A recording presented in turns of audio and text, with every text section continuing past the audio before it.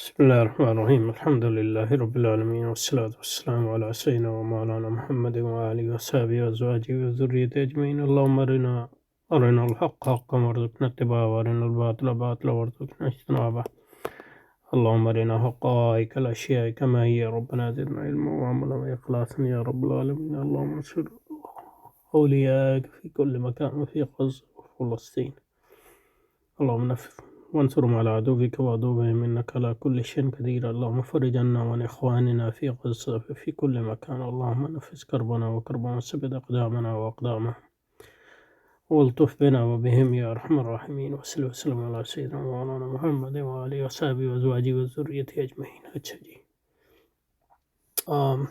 یہاں پہ رکے تھے.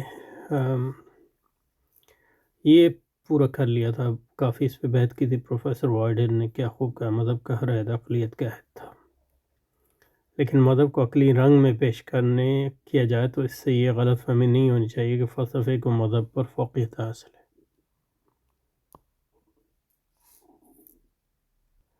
اب اس میں ایک اہم بات یہ ہے کہ علامہ اقبال یہاں جو ہے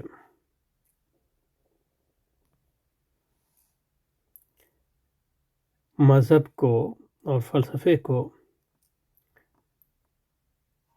زندگی کے شعبے کے طور پہ لے رہے ہیں، اور یہ ایک نیا تصور ہے، اسلامی تصور سے لگا نہیں کھاتا.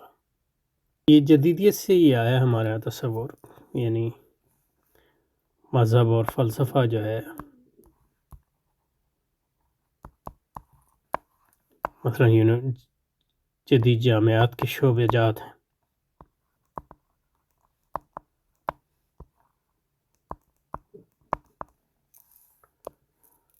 اور اسی طرح وہ زندگی کے بھی شعبہ جات ہیں. ایک شعبہ مذہب ہے، ایک شعبہ فلسفہ ہے. تو یہ ہمارے تصور دین سے بالکل مختلف ہے بطور ضابطہ حیات، جس کے مطلب یہ ہے کہ جس میں مذہب بھی آئے گا اور فلسفہ بھی آئے گا اور ہر چیز اس میں شامل ہے. تو یہ ایک اہم بات ہے. تو جدیدیت کے اس مفروضے کو یہاں وہ بطور حقیقی طور پہ یا بطور just for the sake of argument, دلیل کے بحث کی، بطور بحث کے مفروضے کے یا بحث کی حد تک جس کو کہتے ہیں قبول کر رہے ہیں.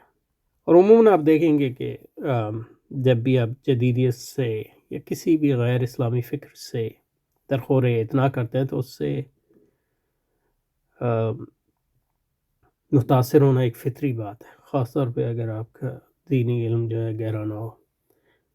اور عموماً مطلب یہ کہ علم کلام، جن لوگوں کا دینی علم گہرا بھی تھا، جنہوں نے علم کلام میں جو ہے اپنی زندگی گزاری یا وقت گزارا، تو انہوں نے جو ہے مطلب یہ ہے کہ ان پر یعنی حتیٰ کہ یعنی وہ علماء بھی تھے بڑے بڑے، ان پر بھی اثر ہوتا ہے اور ہوا ہے. یہ کوئی یعنی اچنبھے کی بات نہیں.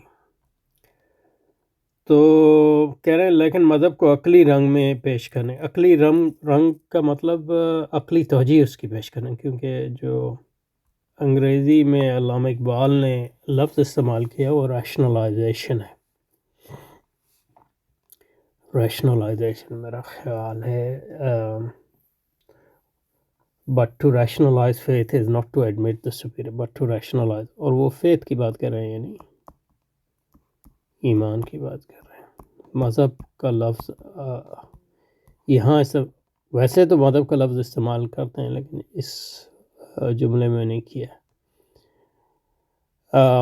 ریشنلائز فیتھ کا مطلب یہ ہے کہ مذہب کی عقلی توجیہ پیش کرنا،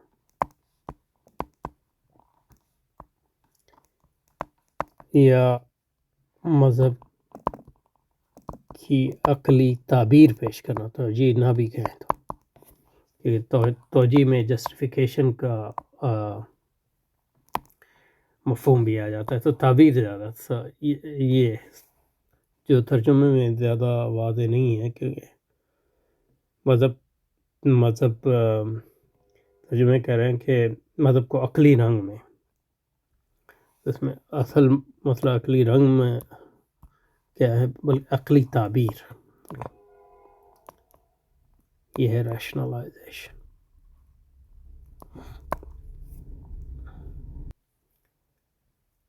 بے شک لیکن مذہب کو عقلی رنگ میں کہتے تو اس سے یہ غلط فہمی نہیں چاہیے فلسفے کو مذہب پر فوقیت حاصل ہے۔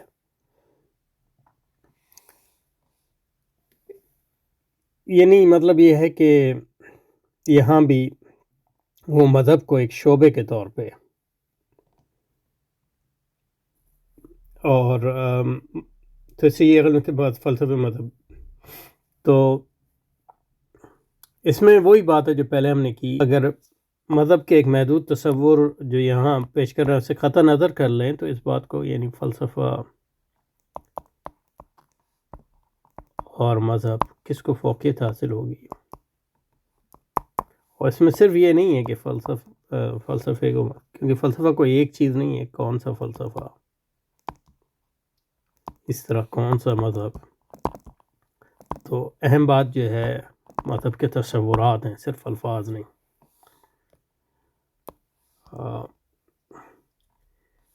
جدیدیت میں نظام حیات جو ہے وہ سرمایہ داری ہے، اور فلسفہ اور مذہب اس نظام حیات کے شعبہ جات ہیں۔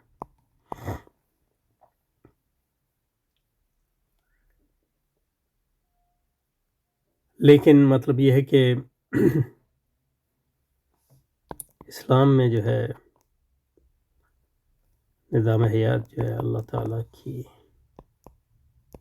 کا دیا ہوا دین ہے، اور اس میں جو ہے فلسفہ بھی ایک شعبہ ہے، اس میں مذہب ایک بہت اہم شعبہ ہے، اور مذہب کو دہر موت بنیادی اہمیت حاصل ہے۔ لیکن اس میں اصل جو بات یہ ہے کہ فلسفے کو فوقیت ہوگی یا مذہب کو، یہ اس پر منحصر ہوگا کہ نظام زندگی کیا ہے۔ نہ صرف یہ کہ فلسفے کو یا مذہب کو فوقیت حاصل ہوگی، بلکہ کس تصور فلسفے اور کس تصور مذہب کو فوقیت حاصل ہوگی۔ تو مذہبی کیا نظام حیات غالب ہے، تو یہ کوئی خلا میں نہیں ہوتا کہ فلسفہ غالب ہوتا ہے یا مذہب غالب ہوتا ہے، یا فلسفے کا ایک خاص تصور غالب ہوتا ہے یا مغلوب ہوتا ہے، یا مذہب کا ایک خاص تصور یا غالب ہوتا ہے یا نہیں ہوتا۔ یہ کوئی خلا میں بات نہیں ہوتی، یعنی یہ اس پر منحصر ہوتا ہے کہ کون سا نظام زندگی اس کو غلبہ حاصل ہے، اس کی قوت ہے، اس کا دبدبہ ہے، اس کی ثقافت کو اور اس کی عقلیت غالب ہے، وغیرہ وغیرہ۔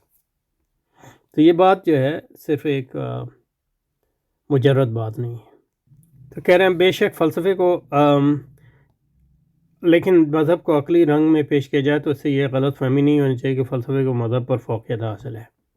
بے شک فلسفے کو حق پہنچتا ہے کہ مذہب پر حکم لگائے،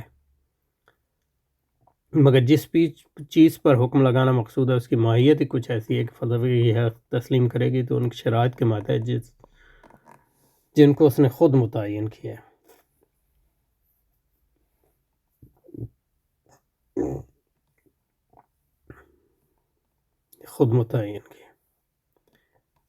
انگریزی میں جو حق کا لفظ نہیں ہے،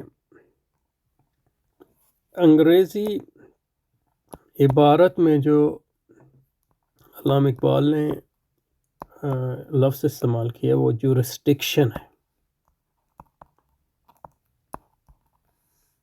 جورسڈکشن کا مطلب حق نہیں ہے، جورسڈکشن کا مطلب ہے، اردو میں اس کا مطلب کیا ہوگا جورسڈکشن؟ اس میں تو کوئی شک نہیں ہے کہ جورس کے معنی میں لفظی معنی میں حق بھی آتا ہے، قوت بھی، لیکن جو اصل علامہ اقبال کے سیاق سے وہ دائرہ کار زیادہ بہتر، دائرہ کار، کیونکہ علامہ اقبال فرما رہے ہیں کہ philosophy no doubt has jurisdiction to judge religion. اور جج کا مطلب ہے حکم لگانا اس کے عمومی طور پہ، یا کیونکہ فلسفہ جو ہے وہ کہتا ہے کہ میں عقل محض کی بنیاد پر حق اور باطل کا فیصلہ کروں. تو جو بھی چیز اس لحاظ سے مطلب یہ ہے کہ اس کی دائرہ کار میں آتا ہے مذہب بھی، کیونکہ مذہب بھی دعوے کرتا ہے اور فلسفہ جو ہے اس دعوے کے حق میں بھی دلیل دے سکتا ہے اور اس کے خلاف بھی دلیل دے سکتا ہے، اس پہ اعتراض بھی کر سکتا ہے. تو اس لحاظ سے مطلب یہ ہے کہ یہ حق نہیں، یعنی دائرہ کار میں یعنی مجرد طور پہ، پھر اس میں وہی بات ہے کہ مجرد طور پہ، لیکن حقیقت میں کون سا فلسفہ مذہب پہ حکم لگائے گا اور کیسا حکم لگائے گا، یہ اس پر منحصر ہوگا کہ تہذیب کون سی غالب ہے. اصل مسئلہ یہ ہوتا ہے کیونکہ فلسفے کی نوعیت تہذیب کے غلبے سے متعین ہوتی ہے. مجرداً مطلب یہ ہے کہ آپ کہہ سکتے ہیں کہ عقل جو ہے وہ مذہب کے دعوے پر حکم یعنی اس کو جج کر سکتی، اس کے بارے میں رائے دے سکتی. حکم لگانے کا یہ مقصد ہے اور دیتی رہی، لیکن یہ کہ کس قسم کی رائے آئے گی اور غالب کیا رائے ہوگی فلسفے کی، وہ اس پہ منحصر ہوگی کہ تہذیب کون سی غالب ہے. یہ ایک اہم بات ہے. اس کے بعد علامہ فرماتے ہیں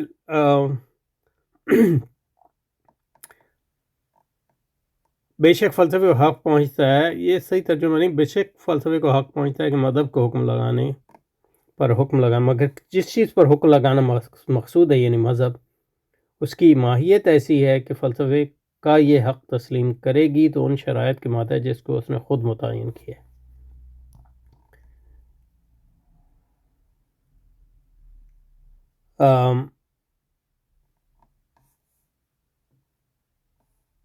مذہب کا بالفاظ دیگر جب فلسفہ مذہب پر حکم لگاتا ہے، یہ کیسے ممکن ہے کہ اسے اپنے مدلولات میں کوئی ادنا جگہ دے؟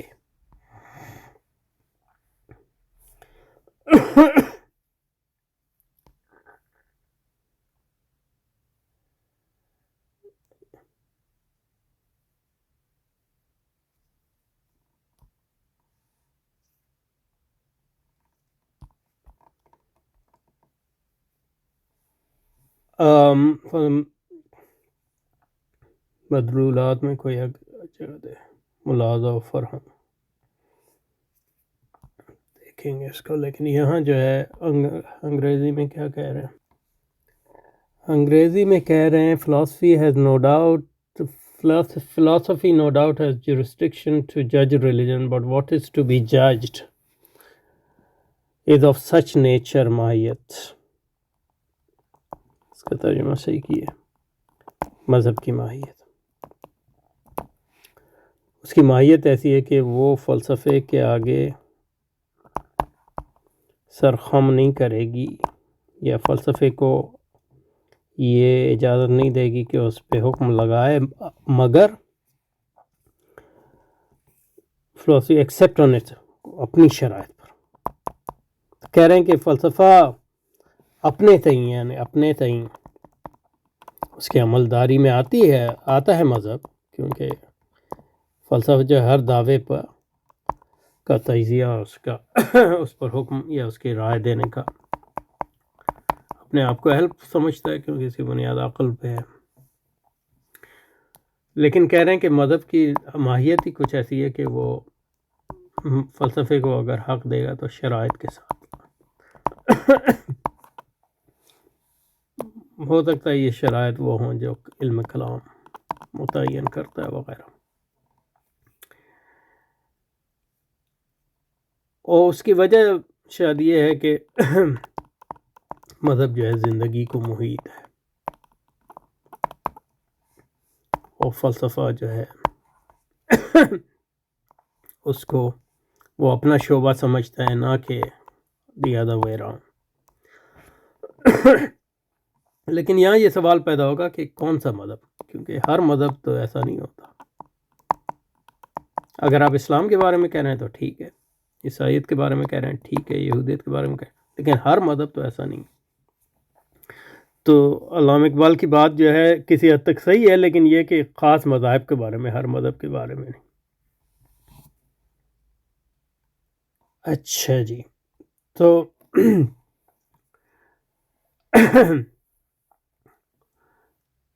مذہب پر حکم لگانے کا مقصود ہے، جیسے بے شک فلسفے کو حق پہنچتا ہے کہ مذہب مگر جس چیز پر حکم لگانے مقصود اس کی ماہیت کچھ ایسی ہے کہ فلسفے یہ حکم تسلیم کرے گی تو ان شرائط کے ماتحت جس نے اس کو خود متعین کی. بلواز دیگر جب فلسفہ مذہب پر حکم لگاتا ہے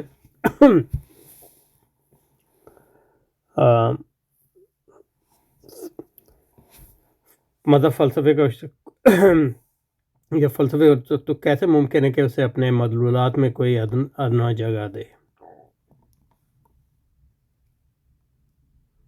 بلفاظ دیگر جب فلسفہ مذہب پر حکم لگاتا ہے.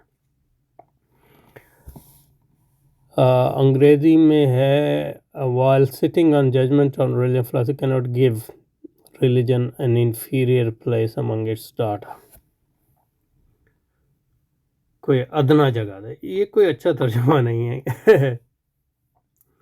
اس سے بالکل اس کے برعکس جو انگریزی میں کہہ رہے ہیں، برعکس انگریزی میں وہ جو بات انہوں نے کی ہے وہ سمپل ہے. while sitting in judgment on religion philosophy cannot give religion an inferior place among its data. cannot کا کیا مطلب ہے؟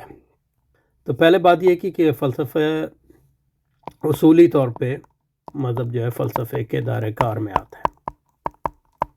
اب یہ کہہ رہے ہیں کہ لیکن مذہب کی نوعیت ایسی ہے کہ وہ اگر فلسفے کو اختیار دے گا تو اپنی شرائط پر دے گا. اس کے بعد کہہ رہے ہیں کہ فلسفہ جو ہے ڈاٹا کہتے ہیں، مطلب یہ کہ اطلاعات یا وہ را مٹیریل یا وہ خام مال جو کسی بھی علم کا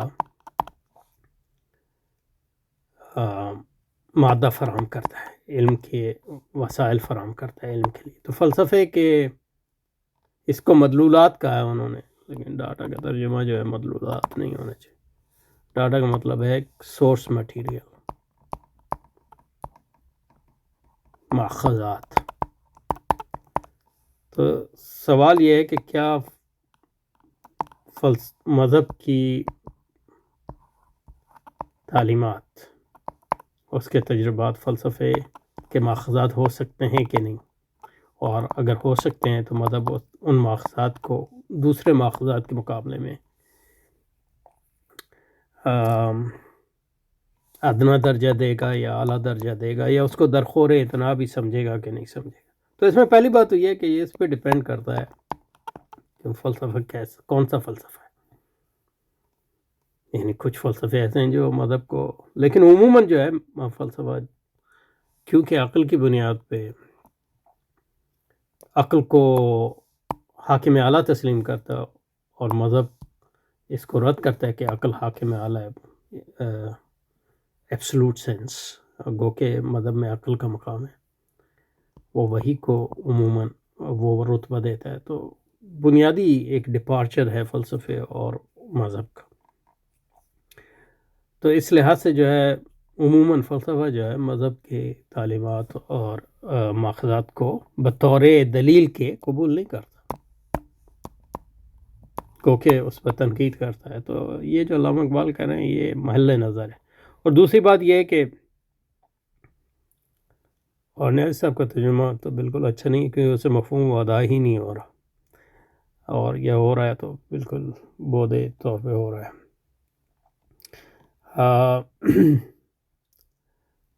اس لیے جو علامہ اقبال کا religion while sitting in judgment on religion, جب وہ حکم لگاتا ہے مذہب پر، فلسفہ philosophy cannot give religion inferior place among data. یہ کہہ رہے ہیں وہ نہیں دے سکتی. کیوں نہیں دے سکتی؟ عموماً تو دیتی ہے، اور خاص اور اس میں ڈپینڈ کرے گا، جیسے کہ میں بار بار کہہ رہا ہوں، تہذیب کون سی غالب ہے. اگر اسلامی تہذیب غالب ہے تو فلسفہ بھی اسلامی ہوگا. تو عموماً جو ہے یعنی فلسفہ جو ہے وہ مذہب کو حقیقتاً جو ہے وہ انفیریئر پلیس دیتا ہے علامہ اقبال کے برعکس. ہاں، جو اسلامی اور عیسائی تہذیبوں میں فلسفہ آیا اس کو مذہب کو اہمیت اس لیے دیتا ہے کہ مذہبی تہذیبیں تھیں وہ. جب وہ مذہبی تہذیبیں نہیں تھیں مثلا یونانی کے ہاں یا جدید تہذیب میں، تو وہ پھر مذہب کو درخور اتنا نہیں سمجھتا. یہ علامہ اقبال کی بات صحیح معلوم نہیں ہوتی. آگے مطلب یہ ہے کہ اب وہ مذہب پہ بات کر رہے ہیں کہ مذہب کیا ہے. مذہب جو ہے کہہ رہے ہیں کہ فلسفے کا کوئی شعبہ نہیں. تو اس سے انشاءاللہ اگلی بات شروع کریں گے. سبحانک اللہم و بحمدک نشہد ان لا الہ الا انت نستغفرک و نتوب الیک. وصلی وسلم علی سیدنا محمد و آلہ وصحبہ و ازواجہ و ذریتہ اجمعین برحمتک یا